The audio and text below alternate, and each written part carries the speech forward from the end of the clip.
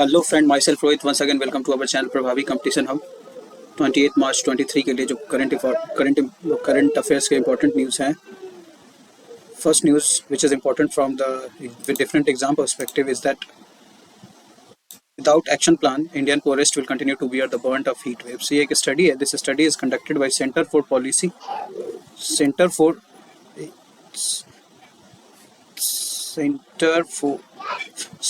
Policy and research. उन्होंने ये कहा है कि हमने स्टडी तो किया है but that study is not very conclusive और हमने उसका इम्प्लीमेंटेशन भी नहीं कर पाए ढंग से, और जिससे वनरेबल ग्रुप को हमें पहचानना चाहिए था हम उसे नहीं पहचान पाए. थोड़ा हमें जानना होगा कि व्हाट इज़ हीट वेव्स. तो हीट वेव्स को अगर हम कंसीडर करें लिटरली तो it is abnormal heat condition. अभी आपने फैब के महीने में देखा that temperature in the western region, मतलब गुजरात और आप वेस्टर्न राजस्थान की बात करें तो it is high in the last 25-30 years. 1 degree Celsius जो था एवरेज टेम्परेचर से ज़्यादा था. वैसा ही एक हीट वेव कंडीशन को डिफाइन किया है नेशनल डिजास्टर मैनेजमेंट अथॉरिटी की तरफ से. उन्होंने कहा कि that when the maximum temperature of a station reaches at least 40%, sorry correction, IMD ने डिफाइन किया है, इंडियन मेट्रोलॉजिकल डिपार्टमेंट, और इनके ऊपर NDMA ने एक कंप्रिहेंसिव गाइडलाइंस बनाया. तो हीट वेव को कंसिडर किया जाता है जब maximum temperature of a station reach at 40 degree Celsius and plain and 30 degree Celsius in hill region. कोई भी जहाँ पे आप देखो एक मेट्रोलॉजिकल स्टेशन होता है तो दिन का जो टेम्परेचर और रात का temperature, you can say the maximum temperature और मिनिमम टेम्परेचर, ये दोनों कैलकुलेट करते हैं. सो whenever the temperature reaches to 40 degrees Celsius in a plain region like northern plain and a hilly 30 degrees Celsius in case of 30 degree से इन हिली regions, तो हम consider कर सकते हैं, we will think about it कि क्या सच में ये एक हीट वेव कंडीशन है. Then we see the preceding 3 और 4 डेज और जो प्रीवियस कुछ दिनों के हम इंसिडेंट्स को देखेंगे तो उसने बोला कि if normal maximum temperature is a station is less than और इक्वल टू 40 डिग्री सेल्सियस, तो लेस देन कितना, कुछ भी हो 30 से 40 ही होना चाहिए, ठीक है. Then an increase of 5 to 6% from the normal temperature is considered to be the heat wave condition. अगर ये 60 डिग्री सेल्सियस से 5 से 6 डिग्री सेल्सियस है then it will be heat wave. अगर ये 7 डिग्री ज़्यादा हो गया from normal temperature is considered to be the severe heat wave condition. अगर दूसरा ऑप्शन दे रहा है कि if a normal maximum temperature of station is more than 40 degree Celsius, ये देखो अब 30 से 40 की बात कर रहे थे हम कि मैक्सिमम इट शुड बी 40. अगर 40 से ज़्यादा हो जाता है then increase of 4 to 5 degree Celsius from the normal average temperature will be considered as a heat wave condition. Further अगर ये 6 डिग्री सेल्सियस बढ़ जाता है तो it will be considered severe heat wave condition. So वही है, आप देखो इसमें दो बना दिए, 30 से 40 और 40 के अहेड 1 डिग्री सेल्सियस का फिर डिफरेंस है. और एडिशनली एक थर्ड ग्राउंड दे रहे हैं कि additionally if the actual maximum temperature remains 40 degree Celsius और more irrespective of normal maximum temperature a heat wave is declared. तो ये तो रेड फ्लैग है. 40 डिग्री अगर हो गया तो it is red flag. There is no need to check कि क्या है नॉर्मल मैक्सिमम टेम्परेचर से कितना ज़्यादा है. अब लाइक चूरू की जो टेम्परेचर होती है वो sometimes go around to 50 degree Celsius, ठीक है. In 216 Churu in Rajasthan in 2016 the NDMA national disaster management authority ने इशू किया comprehensive guidelines to prepare national level की strategy for the mitigating the impact of heat waves. और ऐसे ही जो action plan है उस पर प्रश्न चिन्ह उठाया जा रहा है. बोला जा रहा है कि we have not recognise the most vulnerable people, गरीब लोग जिसे हम नहीं जान रहे हैं, who will be the most sufferer, those don't have resources, जिनके पास रिसोर्सेज नहीं है, इलेक्ट्रिसिटी नहीं है. इसके अलावा भी there are so many factors like farmers will be also affected, ठीक है, due to crop loss. Construction workers, those who are working outside, your economy will be affected, work output will slow down. So there are so many factors जो heat wave से related है. Health conditions, mortality, ये सब चीज़ें जो हैं ये आपके इससे heat wave से related है. Second important जो टॉपिक है that is chaos in Lebanon. 2-4 दिनों से ये न्यूज़ चल रहा है कि लेबनान में जो टाइम चेंज ये करते हैं, idea of day light saving था, इट वॉज बीइंग फॉलोड, ठीक है. और अभी लेटेस्ट संडे को इन्होंने government decided to delay DST, day saving time, a month. Why is this practice adopted? See थोड़ा लेबनान के बारे में जान ले तो it is located in west area. See this is the area of your west Asia that is very conflicting area. यहाँ पे आप हर कंट्रीज आप देखोगे कि यहाँ इजराइल, इराक, सीरिया, जॉर्डन, ये सब कंट्रीज में there are conflict either over territory, over religion और अदर फैक्टर्स. वहाँ पे अभी लेबनान के जो प्राइम मिनिस्टर हैं नजीब मिकेती हैं और इसकी राजधानी जो होती है बेरट होती है. जो इसकी पॉपुलेशन है that is 5,43,000, 54,32,000. Head of the state is vacant. See यहाँ के हेड ऑफ स्टेट जो है प्रेसिडेंट जो है वो वैकेंट है। नॉट ओनली दिस टाइम, ये चौथी या पांचवी और फोर्थ और फिफ्थ टाइम जो है it is vacant due to some internal constitutional issues. ठीक है, and the form of government is unitary, और इनकी एक ही पार्लियामेंट होती है, लेजिस्लेटिव हाउस है, जिसको हम बोलते हैं मजलिस उल नवाब, मजलिस उल नवाब। नेक्स्ट इसका जो इशू था that was the DST. DST is day light saving time. गर्मियों के दिनों में हम अक्सर देखते हैं कि सनराइज जल्दी हो जाती है और सनसेट भी लेट तक होता है। ठीक, सो जो कंट्रीज जो सन से डायरेक्टली अफेक्टेड है, या जो स्पेशली अपने नॉर्दर्न हेमिस्फीयर के कंट्रीज है, वो day saving time in summer time करते हैं। इसका मतलब है कि घड़ी की सुइयों को, या जो नेशनल उनके घड़ी होते हैं टाइमिंग, उसको 1 घंटा पहले कर देते हैं और ठंडी के दिनों में एक घंटे बाद कर देते हैं। तो ये कहा जाता है कि day light saving time usually start in March April and in Sept November when the countries return to standard time और विंटर टाइम, इसको बोलते हैं। ठीक है, कह रहा है setting the clocks forward 1 hour from the standard time during the summer and back again in autumn. ठीक है, इससे साउदर्न में, in southern hemisphere the practicing country usually start the DST period इन सितंबर नवंबर। सी कुछ नहीं है, सन के मूवमेंट से रिलेटेड है, जहाँ पे sun northern hemisphere, southern hemisphere में आप देखोगे कि सितंबर नवंबर में sun will be in southern hemisphere, तो वहाँ के जो लोगों के लिए डे सेविंग टाइम है वो स्टार्ट होगा सितंबर नवंबर में, और जो नॉर्दर्न रीजन के लिए, नॉर्दर्न हेमिस्फीयर के लिए, वो मार्च अप्रैल में, जब sun will be at the Tropic of Cancer. ठीक है, और in the northern hemisphere world में first time town of Thunder Bay in पेरियो कनाडा इम्प्लीमेंटेड डीएसटी। जर्मनी ने पहली बार DST since Germany started following DST since 1916 and first country in the world to use DST on a national level. बृहत स्तर पे इन्होंने use किया था। तो लेकिन जो प्रश्न हमारा यहाँ पे है कि ये लेबनान में क्या इशू हुआ। लेबनान में इशू ये हुआ कि देयर आर दो particular community, first is Muslims जिनकी पॉपुलेशन है around 66% and second is Christians. ठीक है, for Muslims this is a pious month, यहाँ पे उनका एक फेस्टिवल चल रहा है, रमजान या जो भी हो, उसके लिए आप देखोगे कि फ्रॉम सनराइज टू सनसेट उनका फास्टिंग होता है। सो थिंकिंग अबाउट इट, गवर्नमेंट ने टू डू समथिंग वेलफेयर, ये डे टाइम जो सेविंग का जो कॉन्सेप्ट था उसका, डे लाइट सेविंग टाइम का, उसको पोस्टपोन किया है टाइम बीइंग के लिए, और that was being seen as a just appeasing policy. और इसीलिए क्रिश्चियन जो है, क्रिश्चियंस लोग हैं वो बोल रहे हैं, या जो चर्चेज है वहाँ पे उन्होंने बोला है कि why it's we are doing, हमें करना चाहिए था जो हम हमेशा करते हैं। Next is that coffee board ने एक इशू किया है, advisory to farmers that to look for berry borer infestation.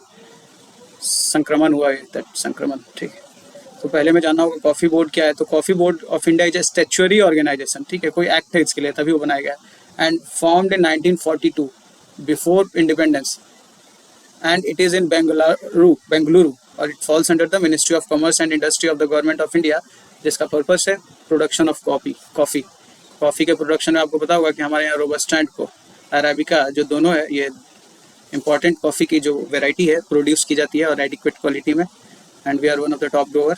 ये आप देख लो कॉफ़ी के जो कंडीशंस होते हैं which are important for exam, तो आप इसमें देखोगे कि ड्राई वेदर में होता है 15 से 28, hot and humid. Dry weather is necessary at the time of ripening of the berries. तो maximum ripening of the berries मतलब उनके पकने के टाइम में, तो मैक्सिमम जो ड्राई वेदर होगा वो आपको साउथ इंडिया में मिलेगा, दैट ये this region. There is a hockey stick region. This is called hockey stick region. This hockey stick region is basically the rain shadow area, जहाँ पे रेन अच्छे से नहीं पहुँच पाता है, ना तो साउथ वेस्ट मानसून और ना तो north east monsoon. North east monsoon भी जाके यहाँ पे तमिलनाडु में, चेन्नई में जाके वो बारिश कर देती है, लेकिन अंदर नहीं पहुँच पाती है। So basically my point was that कि इस ड्राई रीजन के लिए ये जो प्रयुक्त एरिया है जहाँ पे कॉफ़ी की अच्छी खेती की जाती है, रेनफॉल इनको हाई चाहिए 150 से 250 mm। ठीक है, rain forest of western Ghat. Okay, it means कि दिस रीजन, ये रीजन जो है जहाँ पे रेनफॉल होती है, ये region is good for Karnataka जो है, Kerala, Tamil Nadu, Andhra Pradesh. So this is Karnataka, Kerala and Andhra Pradesh are the important states. India जो पोजीशन है 6th in the highest producer in the world, 65 to 70% of Indian coffee is exported, and Brazil is the largest producer. अब robusta की और arabica की बात कर रहे थे कि दो वैरायटी, तो इसकी ओरिजिन अफ्रीका में हुई और अरेबिका की इथियोपिया में। It grow in low latitude area of the world, primarily in Asia and Africa, high altitude area mainly Latin Africa and Asia. See this is the difference. Robusta low altitude, arabica high altitude, 10 metre से अधिक, ये short 5 metre से less, and ये bean shape होते हैं इनके, round and straight, and ये oval shape and S shape.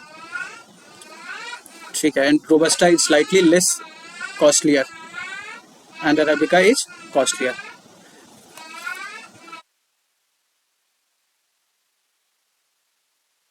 थोड़ा berry berry berry borer infestation के बारे में हम देख लेते हैं। तो it's a common problem in coffee production और it's caused by a small beetle जिसका नाम होता है coffee berry borer which lays eggs inside coffee berries के इनसाइड में वो अपने एग्स को ले करती हैं और broca traps effective measure trap means some type of jala net जो भी होगा effective measures to control the berry borer population in coffee plantation and should be installed and backing irrigation should be provided for robusta coffee plants. तो ये उनका जो दिया गया है प्रिवेंशन, आप इसको ऐसे कर सकते हो।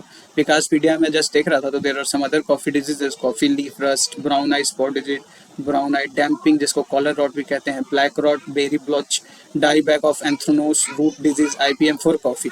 सो ये सब जो है ये इंडिया में रिलेटेड कॉफी डिजीजेज हैं जो विकासपीडिया नाम के एक सरकारी पोर्टल पे।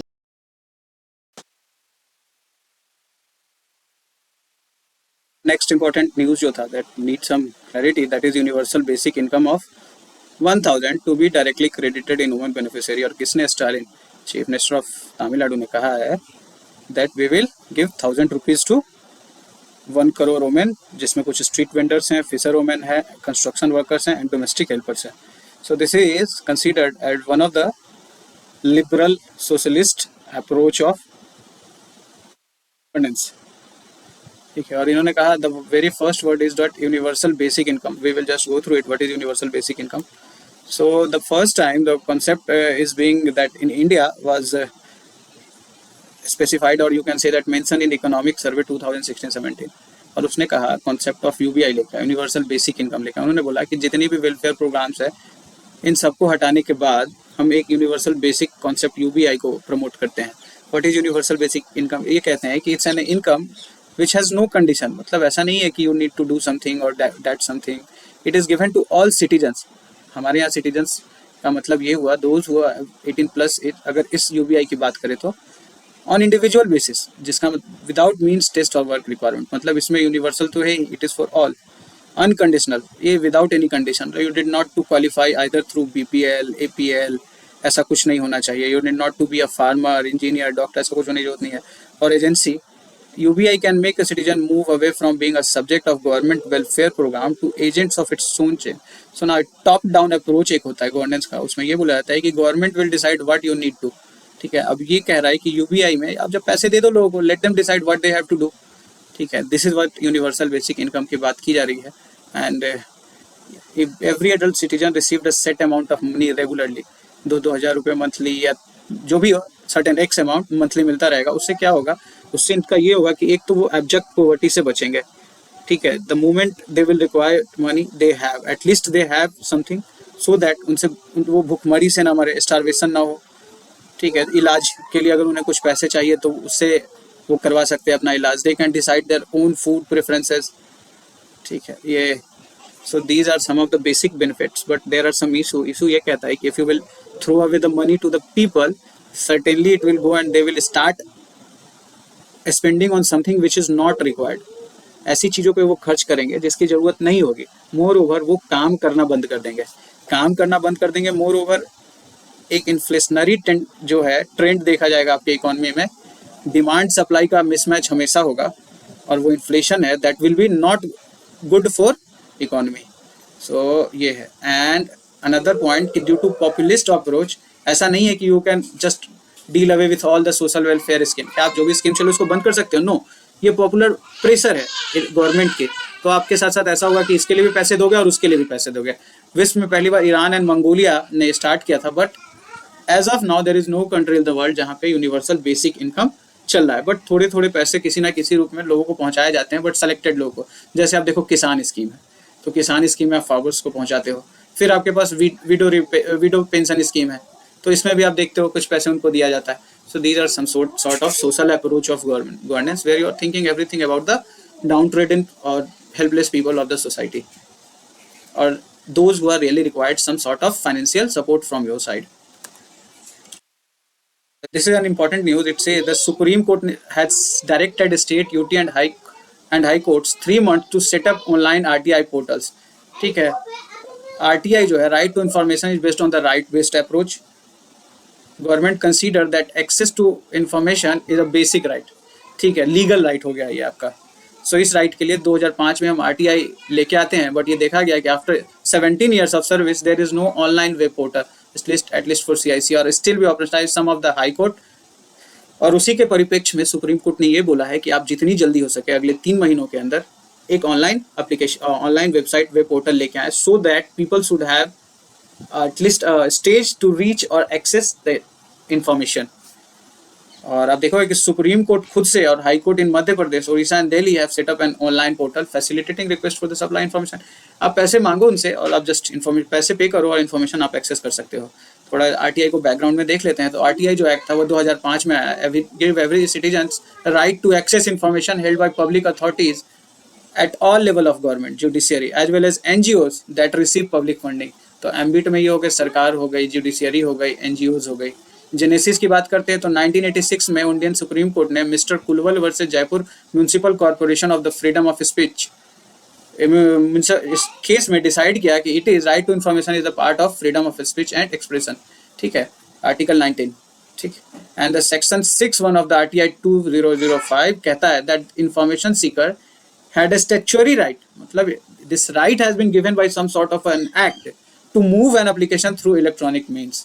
ठीक है, but this has not been implemented with full spirit and that is why Supreme Court came with a direction to set up an online web portal। कुछ important sections है, really you may feel boredom but this is important because there are so many exams जहाँ पे पूछे गए हैं direct sections like section 8।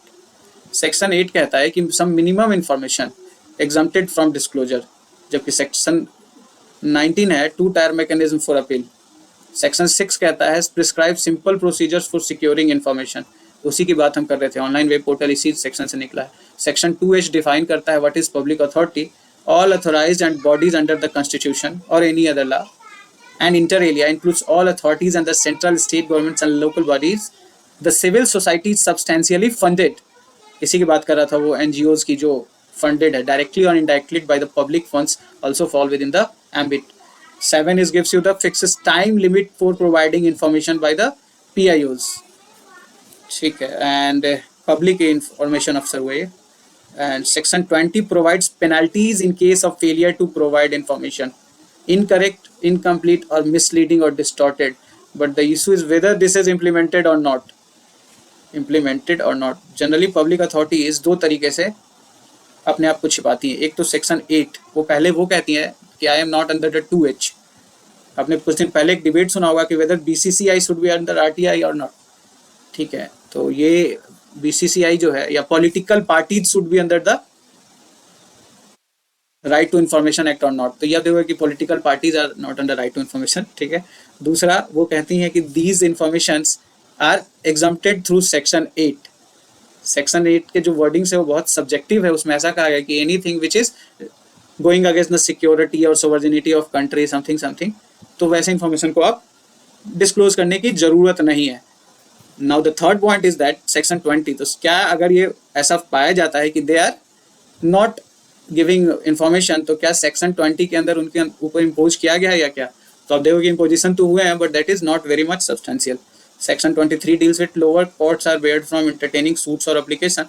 However, the REIT jurisdiction of Supreme Court, ठीक है, and High Court are REIT jurisdiction की आप बात करोगे तो आर्टिकल 32 में आप कहीं पढ़ते होगे that constitutional right of constitutional remedies, वहाँ पे REITs की बात होती है। आप उसमें आप सुनते होगे habeas corpus, suo motu, censure, prohibition, ये सब। तो ये सब जो REITs है, these are some legal, you can say that individuals right। अगर आपको कोई प्रॉब्लम है, अगर आपके राइट्स का हनन हो रहा है तो you go to supreme court under article 32 या और गो टू हाई कोर्ट, और वहां पे आपको ये दिया जाएगा, रीट जारी किया जाएगा। उस रीट में आपके अधिकार की रक्षा की जाएगी। तो lower courts are barred from entertaining suits और एप्लीकेशन। तो हाई कोर्ट और सुप्रीम कोर्ट प्रश्न पूछ सकती है। दूसरा ये है दैट अभी हमने सेंटर और स्टेट में इंफॉर्मेशन कमीशन बना दिया। उस कमीशन में, सेंट्रल इंफॉर्मेशन कमीशन में, the commission consist of a chief information commissioner and not more than 10 information. As of now 10 नहीं है, 1+6 का शायद रेशियो अभी आप जस्ट तो अगर कहीं मिले तो आप देख लेना। प्रेजेंट जो है chief information commissioner is Yashwant Kumar Sinha. ठीक है, और इनका जो अपॉइंटमेंट होता है president on the recommendation of committee consisting of PM LOP, जिसको leader of opposition in Lok Sabha, and a union cabinet minister nominated by the prime minister. ठीक है. एंड इसमें जो अदर है, office hold office for such term as prescribed by the central government or until they attain the age of 65 which is earlier. So इसमें आप देखोगे कि ये जो 2021 में ये अमेंडमेंट हुआ उसके बाद ऐसा कर दिया गया है, और it is somehow it has been said that it is affecting the independent functioning of the chief information commissioner, because पहले जो 6 साल या 5 साल का जो भी उनका सिक्योरिटी ऑफ टेन्योर था वो खत्म कर दिया. Still they are not eligible for reappointment. So this was all from our side. जो इम्पोर्टेंट न्यूज़ हैं जो आपको आने वाले दिनों में न्यूज़पेपर में मिलेंगे, उसके बेसिक्स कॉन्सेप्ट्स ये थे. नेक्स्ट वीडियो के लिए बने रहे, बहुत जल्द अगले दिन का वीडियो आएगा. Thank you very much. Video को शेयर करें, लाइक करें, सब्सक्राइब करें हमारे चैनल को. Thank you very much. Have a nice day.